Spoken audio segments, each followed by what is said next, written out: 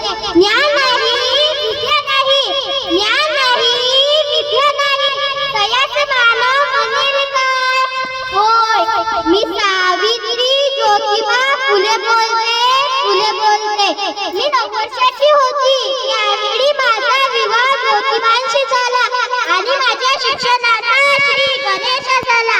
त्यांना मी शेठजी म्हणायची, म्हणजेच माझे धनी. त्यांनी मला लिहायला वाचायला शिकवले. माझा हात थरथर कापायचा.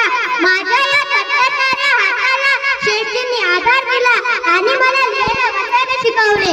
रस्त्यावरचे दगड, शेण, माती, चिखल सगळं सहन केलं आणि पहिली महिला शिक्षिका झाली.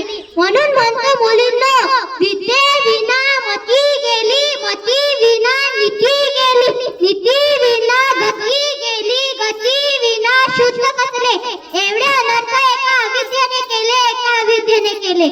म्हणून म्हणतो मुलींनो, शिक शिक पोरी तू काही करी शिक शाळा, शिक शिक पोरी तू काही करी शिक शाळा. शिक्षण हा जीवनाचा तिसरा डोळा आहे, तिसरा डोळा. मुलींनो, जर तुम्ही शिकल्यास तर माझ्या मनाला खूप शांती मिळेल, कारण तुम्ही सावित्रीबाई ज्योतिबा फुले बोलते, फुले बोलते.